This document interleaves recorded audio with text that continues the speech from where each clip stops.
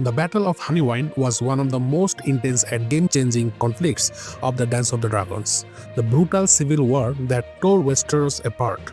This bloody battle between the Greens and King Aegon II Targaryen and the Blacks of Queen Rhaenyra Targaryen determined the fate of the Reach and shaped the war's outcome. But how did it all unfold? And how did a single Dragon Rider turn an impending defeat into a devastating victory? Let's dive into legendary clash. The Hightower, Aegon's two strongest allies, expected the entire Reach to side with them, but they were wrong.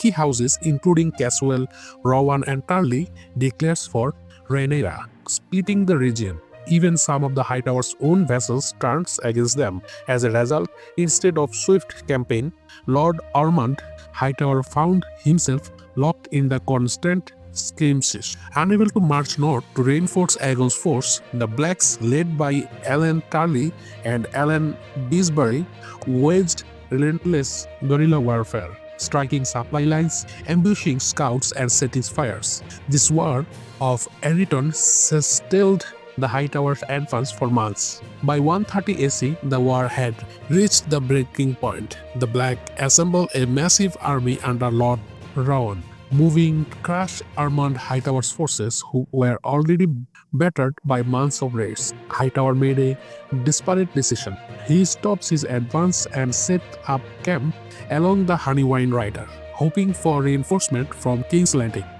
But helps never came.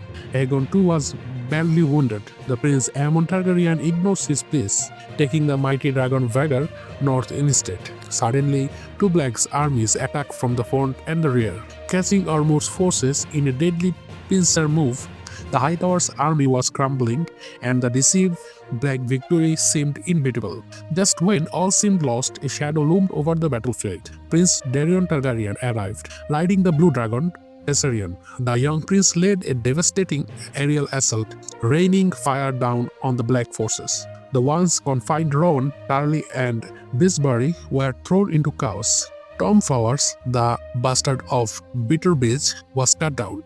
Lord Owen suffered mortal wounds at the hands of John Roxton, wielding the Valyrian steel sword Orphanmaker. With their army burning and retreating, the Blacks collapsed under the fiery onslaught. The battle had turned in the Greens' favor, and the Rhaenyra's forces were utterly shattered. The Battle of the Honeywine was devastating news for Rhaenyra Targaryen. Many of her strongest supporters in the Reach were killed or captured, leaving her position weakened. Lord Therias Rowns was only commander to escape, but he later bent the knee to the Greens. This battle, along with the crushing defeat at the Battle of Gullet, marked a turning point in the war. While some urged peace, Rhaenyra instead chose a bold and reckless attack on King's Landing, setting the stage for even more bloodshed.